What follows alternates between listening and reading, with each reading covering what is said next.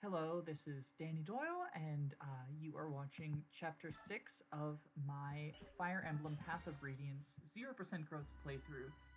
Joining me once again is Jacob. Hello, Jacob. You sick of Titania Solo yet? Oh, I love Titania Solo. It's my favorite episode. And you're gonna hate this map. Um, Blazes. because this is a map where you really want an additional combat unit.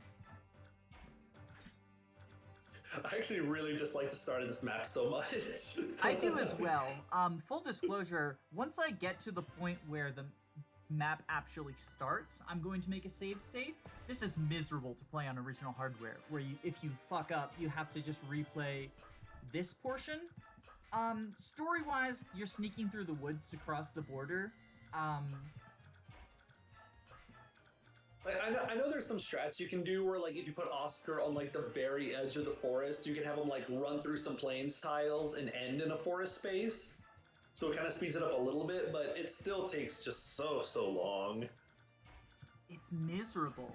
And what's even more miserable is, like, because I don't want unnecessary casualties, not because I plan on using Soren and Boyd and Oscar long term, but because they are useful as, like, they're useful in Chapter 7, and, like, maybe I'll need some fodder in later chapters, plus, like, Soren has the hammer. Which, like, the hammer is useful. So I have to actually move these guys. But yeah, I like that they went for something different. I just wish it wasn't this. And I think that the stealth aspect is has a much better articulation in Chapter 9, or Chapter 10, Prisoner Release. Yeah, I really like the stealth in that one. They did a really good job with that. And then they tried to do a really good job in Revelations with the stealth map. Have you played that chapter of Revelations? I don't know how much Fates or Revelations you played. I have played Fire Emblem Fates Revelations. I've completed 3 playthroughs of it because I hate myself. But you already knew that because I'm playing 0% growths on a growth unit heavy game. Don't mind me making a cheeky little save state, because if we reset, we're resetting from the point where the chapter actually starts. I don't plan on abusing saves for this playthrough, but in this case, it's just a 7-turn time tax walking them over when the enemies literally don't do anything. It reminds me of chapter 16 of Sacred Stones on E-Frame Route, where you start like all the way on the far bottom left corner of the map, and it's like, thanks, now I have to spend like 4 turns walking into the castle.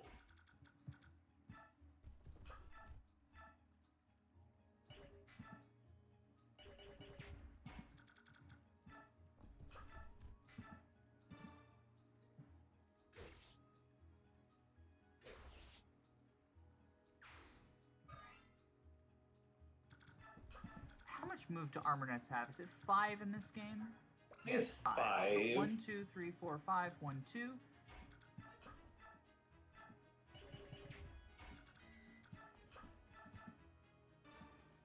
One of my favorite quality of life mechanics that it's honestly really hard to go back from sometimes is the enemy ranges that update in real time, like as you move. Like that is one of my favorite things that Three Houses has added. And now we're starting to see the best part of 0% growths. Yeah, I think the guy with the javelin would one-shot Ike in retaliation. So we will do...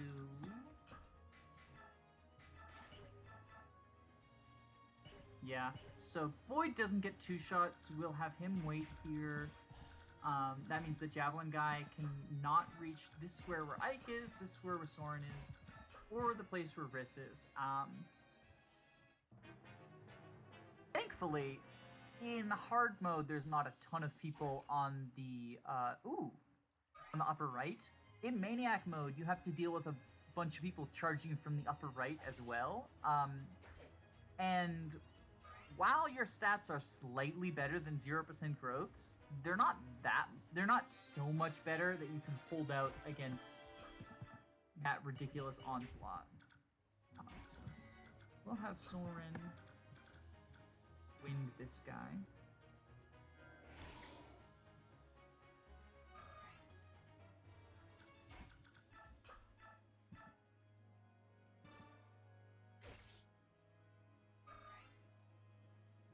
Yeah, playing this chapter, I don't even really remember how I usually do it in vanilla, just because I kind of blocked this chapter out because I'm not really a huge fan of it altogether. Oh, look at that exact kill. That's a nice crit. Completely unnecessary crit, but very much appreciated. Come on, good level. Oh, I didn't get speed. I mean, I still think it's a good level. You don't need to get speed to have a good level up.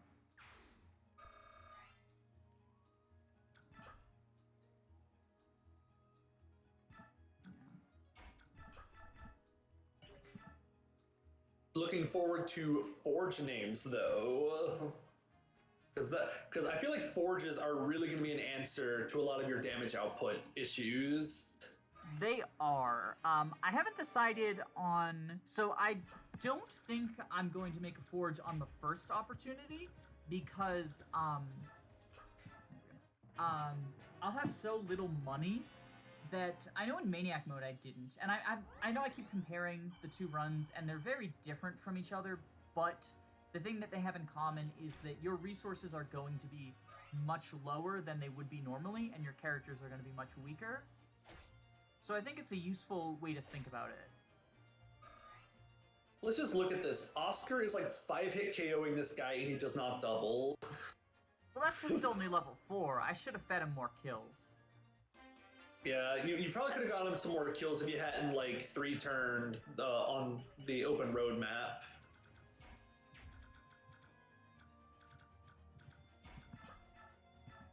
That's okay. I found an enemy Oscar's really good at fighting.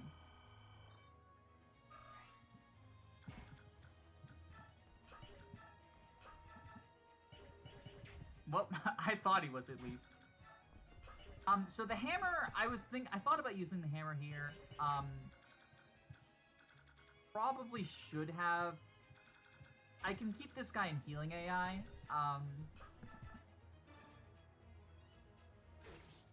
Which is why I don't want to kill the priest yet.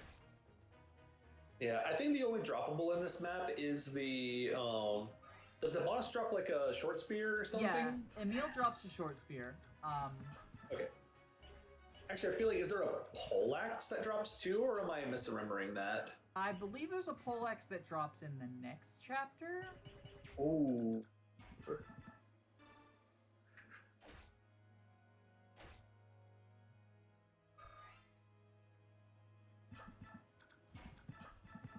And wrist survives from the archer, I've checked already.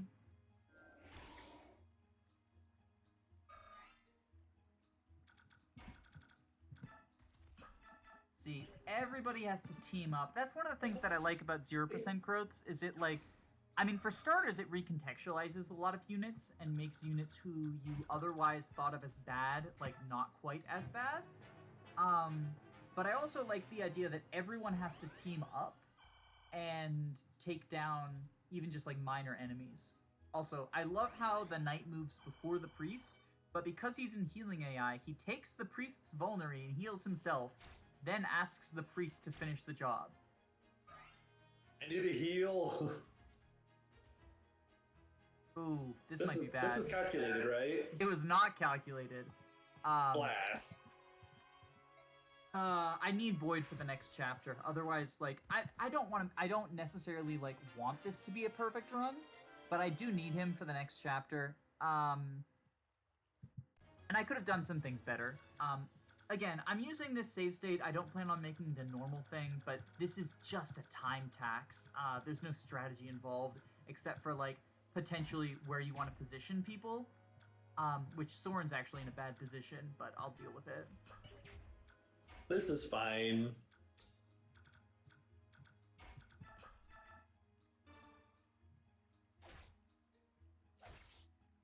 I think what I'm going to do this time... No, it's just very quiet. Oh, maybe it's quiet because you're trying to be quiet again, because you don't want the enemies to hear the background music. I think what I'm going to do this time, actually...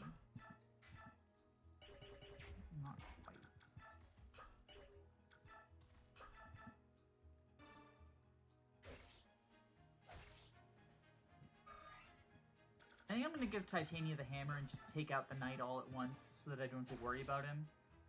He has a javelin. It makes positioning on the bridge a little bit more annoying. On the bright side, I got to re-roll this Ike level up. Much better. Yeah, much better. He still didn't give me speed, so I'm still not impressed yet. Did he get any anime? No, I think Thracia is one of the only places you can get anime on a level up. Which I'm sure there are plenty of people out there that would be super excited to get anime whenever they level up. So yeah, that's the reason I didn't want to use the hammer, is she two-shots him with it. And the hammer is very valuable. Effective weapons are going to be a big deal, even though there's only 2x effectiveness in this game. My units are just so weak. I want to find the person that said 2x effective damage just so I can ask them why. Some people just want the world to burn. It reminds me of an FE7 where like you get the Horse Slayer, and it's like, sweet, this is great and all, but like the Horse Slayer has the same might as a Silver Lance against cavalry. So it's not really doing anything extra.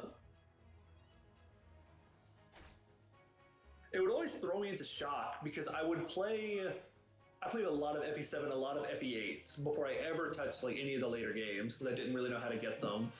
And it would always throw me into shock, and I never understood why my Pegasus Knights in FE7 were surviving arrows a lot easier than like Vanessa or Tana ever would. And I was like, wow, why do the bows do just so much damage in this game?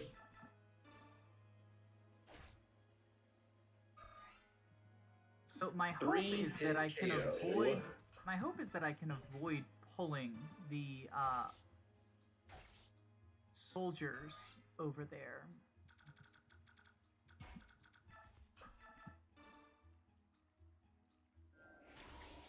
Beating kill to Soren. Yes.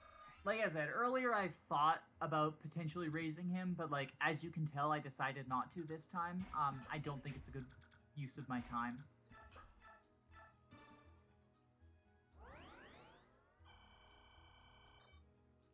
Being able to heal 20 HP this early in the game, that's so useful. It's a combination of the fact that his magic is good, and then the heal formula is more generous than it normally would be. Like, it's just sure magic plus heal, and I know that in a lot of games it's like half magic, or like... Yeah, I know in GBA it's the same formula where it's heal is 10 plus magic, but a lot of healers in GBA, I mean, like... You get like Priscilla has like 3 or 4 magic. Sarah has like 2 magic. Ellen has 1 magic. I mean, Saul has one of the highest in FE6, and he only has like 5 magic. But I do know in like Shadow Dragon, it's like half your magic plus 8 or something is the heal formula. It's so garbage. Oh, Boyd, why are you so bad? I even moved Titania forward so that he wouldn't get attacked by archers. I think what I actually need to do,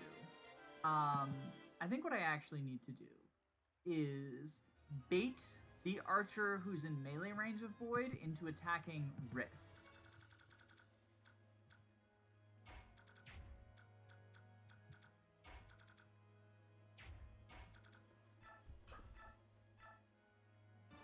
I'm going to take out this guy. I'll take out the Armor Knight next time. Yeah, I think that Myrmidon might be the bigger threat. Well, so I was taking out the Myrmidon with like Oscar and shit. But it did mean that I had people parked in range of that archer. Like, not in range of the archer, but like to draw aggro from the archer. Put you here. So thinking long term, or just a little bit further long term, who is going to be your next like person that's going to be helping Titania on the front lines? I legitimately think it's going to be Gatri and the Lagoose. You get Lethen Mordecai, and they're going to be actually fairly long-term useful. Mordecai especially has Smite, which means that even when he falls off as a combat unit, he will still be able to smite. And as I mentioned, a lot of the good combat units who are combat units at base are going to be unmounted. So smite will be useful because I can actually smite them. Do you think Kieran will be very helpful whenever he joins? Yes, Kieran, So I hinted earlier that there's someone I'm planning on giving a Master Seal to. And that person is Kieran, because with Paladin promo gains, Kieran outclassed the Titania in almost every stat. Not all of them, but almost all of them. So Kieran is going to be around longer than Titania. Titania's not going anywhere anytime soon, but Kieran is... I mean, Andy starts at level 12, so he'll be ready. Don't you get your first Master Seal in the prison chapter? Yes, and that's what the hammer's for, is because the boss drops it. Normally, I would go in there with Ike. Like, if I'm stealthing the prison, which I almost always do now, I go in there with Ike and the Armor Slayer or the Regal Sword. Ooh, nice, avoiding a counter. That's very good. Crit. Normally I send Ike in there with the Regal Sword, or the Armor Slayer if the Regal Sword is broken. Like if I'm drafting.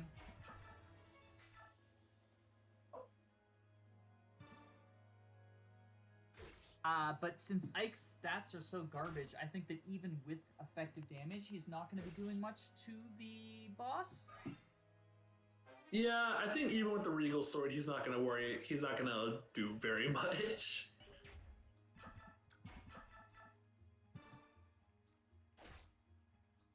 I think that sets him onto healing AI. And just checking, there is no like S rank bonus for like having S weapon rank in this game, correct? I don't believe so. I'm not 100% certain, but I don't believe so. Because there's like in GBA, is Oscar gonna live through this? Yes, he probably will.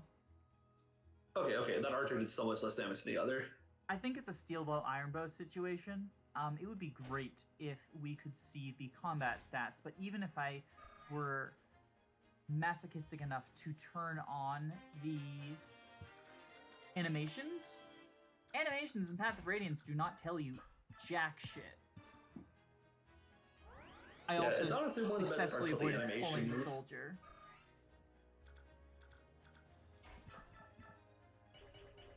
That's the thing, like, people talk about how Radiant Dawn made it so you can skip animations, and that's good, I like that. What I like more is that if you turn on full animations, like in a reasonable game, it tells you what your hit chance, your crit chance, your everything are. Plus, I actually kind of like the Radiant Dawn animations. I actually think there's some pretty cool animations there. Like, I like Soth's animations whenever you first get them. I know I haven't completed Radiant Dawn, so I haven't seen very much of them. But just from the ones in Part 1 I've seen, I like Soth has really good animations. I like Z-Heart. I think he has some pretty cool and funny looking animations. Swordmasters always have good animations, even in Path of Radiance, where like the animations are pretty subpar. I love Swordmaster animations. Oh yeah, that's like the best thing Swordmasters ever have going for them is like flashiness over function. They're like so much fun to watch, but at the same time it's like, Unless it's like Epi 6. I mean, I guess in like Epi 6, Swordmasters are super, super good just because they're some of the only people that can one-round enemies.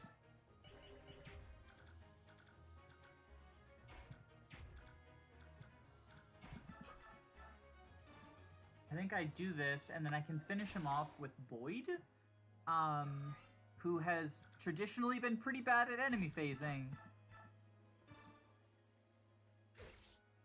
How much attack does Boyd have?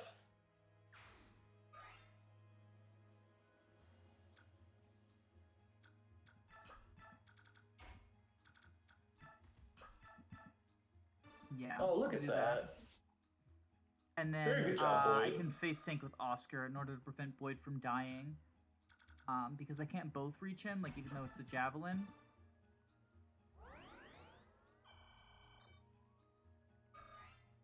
Yeah, there we go. I think this is gonna work. Last time I just sort of rushed the escape point with Oscar carrying Ike, and it was risky, but it worked. This time I think like slow and steady is kind of where to go. Yeah, especially if you're, again, I know bonus experience isn't going to be a huge thing, but I think escaping with everyone is going to be better than trying to get like the turn bonus experience. Yeah, I mean at this point I'm not getting the turn experience. Because I know you get bonus experience depending on like how many people escape. It's pretty marginal. 23. But in this game, if Ike escapes, everyone else does. Yes, this is not Thracia escape. Although Sadly, yellow units in Maniac mode play under Thracia rules. If I escape, everyone else does. Shia patch. Yep, there we go. Using mages against armor knights, just like the guide says to. Hey, he dealt 4 whole points of damage. I guarantee you Oscar would have dealt 0. No strength, though. So I guess we're not going knives. I don't know what's more impressive: the fact that Armor Knight was taking 4 damage, or that that Soren was only doing 4 damage. I mean, Soren is also, that's the other thing that makes Soren bad, is he's stuck with a wind tome. And wind is the least desirable magic to have. Especially this early in the game. Yeah, its whole thing is it's like light, and so you can like hit faster with it, or like you can hit more with it. And it's accurate, but like against these enemies, I don't think the extra hit matters. Like I say that, and I've been facing 70s and 80s the whole time, but in a growths context, I wouldn't be. Doesn't Wind have like 1 might in base or something? I think it's 1 might. Yeah, it's pretty bad. Which makes it so funny because it boasts itself as being like effective against flyers, but that means it has 2 might against flyers. Yeah, so this is why I grabbed Ike and ran. Like at this point, it gets kind of scary. Oh yeah, I forgot all these guys don't charge until you get close enough. Oh, you're approaching me. Yeah, so I'm gonna do this. And then I'm gonna check their ranges. The guy I'm most scared of, I think that Cavalier is the one with the horse with the poleaxe. I'm not 100% certain. I'm not scared for Titania because again, effective damage is ×2. But I'm scared for Oscar, and Oscar, yeah, he's got the droppable poleaxe. Oh yeah. I'm scared for Oscar and Oscar is going to be useful. So I think does this guy reach? He does. Okay. I can't. Yeah. Are you gonna try to seize next turn? Bait him. Oscar has 8 move? Yeah, so it's 1, 2, 3, 4, 5, 6, 7, 8. So like assuming no one blocks him and you can like kill the boss next turn, like he'll attack Titania and you kill him next turn.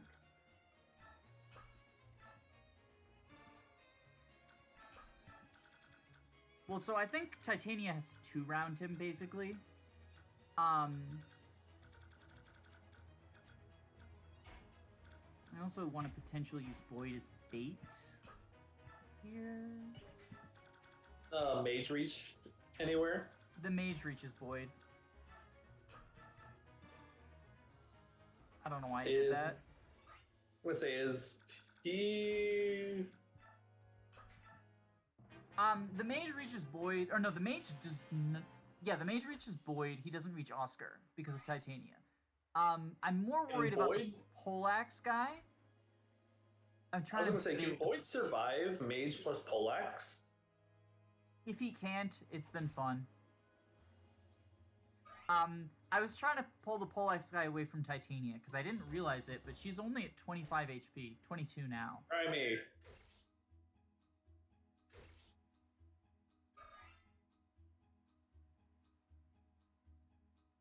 Actually, considering she's getting pretty low, that Poleaxe might actually go for Titania. Yes. This chapter was so much easier in my first attempt. I don't know what I did differently.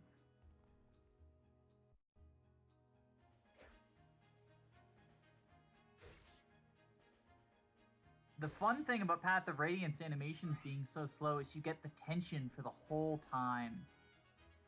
And if you don't mind me breaking that tension for a nice miss. And now, even if the mage goes for Boyd, he's not going to get one-rounded by him, I'm pretty sure. This might be a bit late to point this out, but I think your mouse cursor is on the screen. It's only visible to you. It was in one earlier chapter.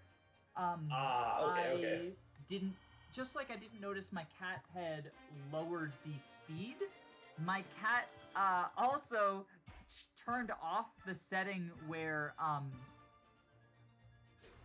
you don't see the mouse. So in the first couple, I don't think it's visible, but in one of them it is. Got it. Oh, I have to discard something. Iron Axe. Who cares? Yeah, I could have traded with Boyd if I was, like, smart. Before you seize, are you going to try to get the Poleaxe in some way? I don't think you will. I don't think I will. Like, how much do I deal with the wind? I mean, if you Adept, Adept is 18. Oh, yeah, you can't reach him. I mean, what if you double Adept? I'm not too worried about the Poleaxe. I'll get a little bit of chip XP on Soren. I don't know why. Just 'cause. Under the, like, vague thought, if only I had, like, the hand axe on... If only I had the hand axe available for Boyd. But unfortunately, I parked them in such a way that I can't possibly do any sort of trading. Yeah. So, we'll just end the map. Time to get out of here. I couldn't have said it better myself. I'm also going to get out of here. Fuck this map. But I hope y'all had fun. I always have fun watching you struggle. If you think this is a struggle, wait till you see Chapter 7. That was this map was easy in my first attempt. I didn't expect it to be hard. This upcoming chapter... There's one chapter in particular I'm waiting for. There's one chapter in particular I cannot wait to watch you play, but we're going to be a long ways from that. I think I know what you're talking about. But until then, time to get out of here. Bye.